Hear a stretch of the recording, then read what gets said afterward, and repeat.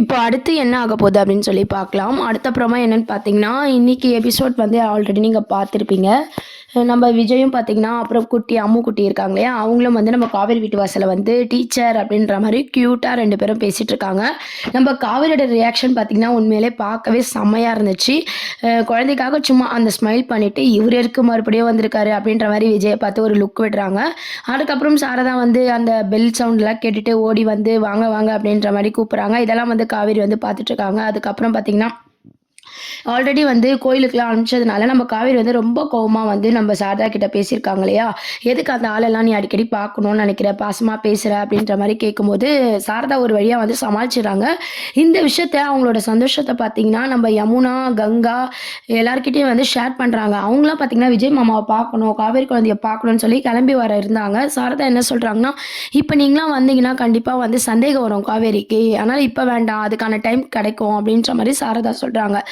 அப்புறம் இன்னைக்கு எபிசோட்ல பார்த்தீங்கன்னா, நம்ம விஜய், நம்ம குட்டி அம்முலாம் வர்றாங்க. அப்போ நடுவுல சாரதா சொல்றாங்க, இந்த மாரி அவங்க பாப்பா வேணா இருக்கட்டும், உங்களுக்கு வேலை இருந்தா போங்க அப்படின்ற மாரி.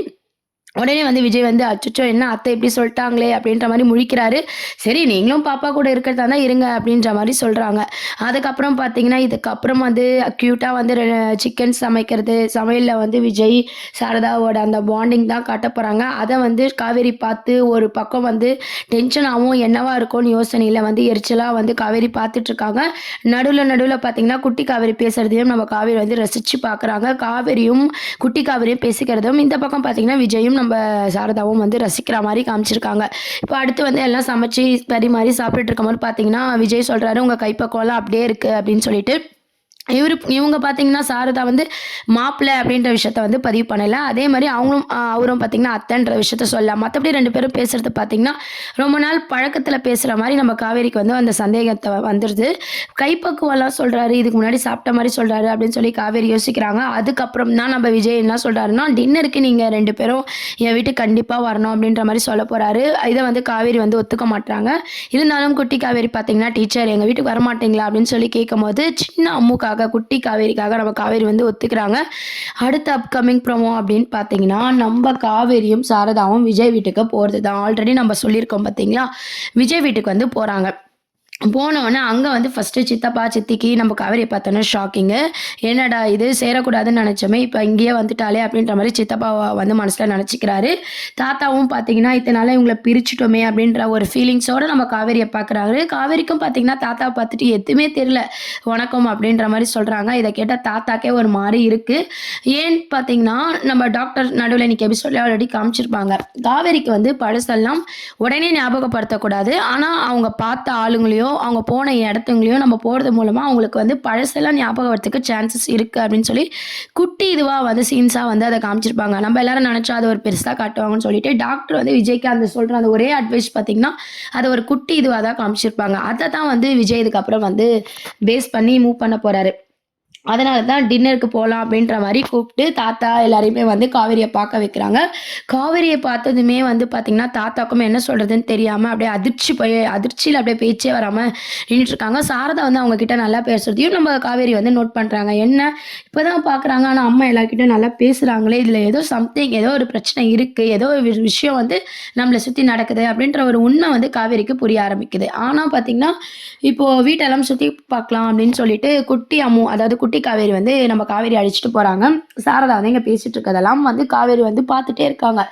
ஏதோ ஒரு விஷயம் இருக்கு. அம்மா ஏன் இவங்க கிட்டலாம் பேசணும் அப்படின்னு சொல்லி அவங்க ஒரு பக்கம் யோசிச்சுட்டு இருக்காங்க. அதுக்கப்புறம் பார்த்தீங்கன்னா, வீட்டெல்லாம் சுத்தி காட்டிட்டு இருக்காங்க. குட்டி அம்மு அது மட்டும் இல்லாம அவங்க அப்பா பத்தி ரொம்ப பெருமையா பேசிட்டு இருக்காங்க. எனக்கு அம்மா இல்லனாலும் அந்த குறையே தெரியாம எங்க அப்பா தான் நான் கேட்கறதெல்லாம் வாங்கி குடுப்பாரு. என் ரூம் டெக்கரேஷன் பண்ணதே இந்த அளவுக்கு அழகா இருக்கிறதுக்கு காரணமே எங்க அப்பா தான் அப்படின்ற மாரி விஜய பத்தி குட்டி காவேரி வந்து அழகா சொல்லும்போது, நம்ப டீச்சர் அதாவது காவேரிக்கும் என்ன நினைக்கிறாங்கன்னா, அப்பா ஒரு நல்லவர் தானோ! நம்ம தான் தப்பா நினைச்சிட்டோமோ! அப்படின்ற மாரி யோசிக்கிறாங்க. அதுக்கப்புறம் எல்லாமே பண்ண எங்க அப்பா பார்த்தீங்கன்னா, ஒரு விஷயத்த மட்டும் இன்னும் எனக்கு காட்டாமயே இருக்காரு டீச்சர். அது மாரி எங்க அம்மா ஃபோட்டோவ கூட கூட நான் இன்னும் பார்க்கல அப்படின்ற மாதிரி நம்ம காவேரி வந்து பதிவு பண்ணுறாங்க. சின்ன காவேரி இதை கேட்டோன்னா காவேரிக்கு ரொம்பவே ஷாக்கிங்காக இருக்குது. ஒருவேளை நீ வளர்ந்தா காட்டலான்னு இருக்கிறாரு போல அப்படின்ற மாதிரி அவங்களும் சமாளிக்கிறாங்க. ஏற்கனவே ஒரு அப்டேட் பார்த்தீங்கன்னா நம்ம காவேரி கையில் ஒரு ஃபோன் இருக்குது. அதில் சுற்றி பார்த்தீங்கன்னா சித்தி சித்தப்பா தாத்தா சாரதா விஜய் எல்லாரும் ஷாக்காக வந்து நம்ம காவேரியை பார்க்குறாங்க. அந்த ஃபோனை காமிச்சு பேசுகிறாங்க.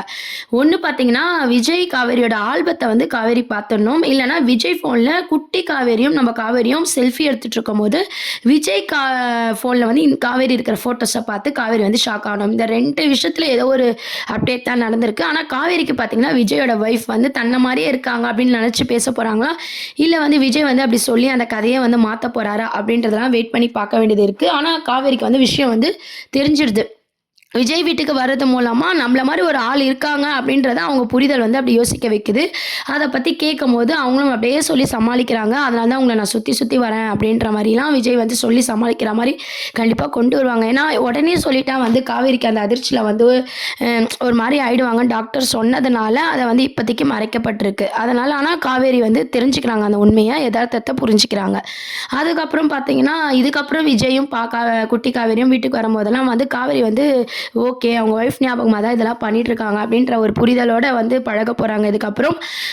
அது மட்டும் இல்லை, இப்போ விஜய் வீட்டுக்கு காவேரி வந்தது மட்டும் இல்லாமல் தொடர்ந்து நம்ம விஜய் காவேரி சேர்ந்து இருக்கும்போது எந்தெந்த இடத்துக்குலாம் போனாங்க அப்படின்ற மாதிரிலாம் திருப்பியும் வந்து ஒரு டூர் மாதிரி கூப்பிட்டு போய் காட்டலாம் அப்படின்னு சொல்லி சாரதாவும் விஜயும் பிளான் பண்ண போகிறாங்க. நம்ம சாரதாவும் அதுக்கு ஓகேன்னு சொன்னதுனால காவேரிக்கு இன்னுமே வந்து என்ன அம்மா அவங்க இஷ்டத்துக்கு ஆடிட்டு இருக்காங்க அப்படின்னு சொல்லி சாரதா மேலே கோவப்படுறாங்க.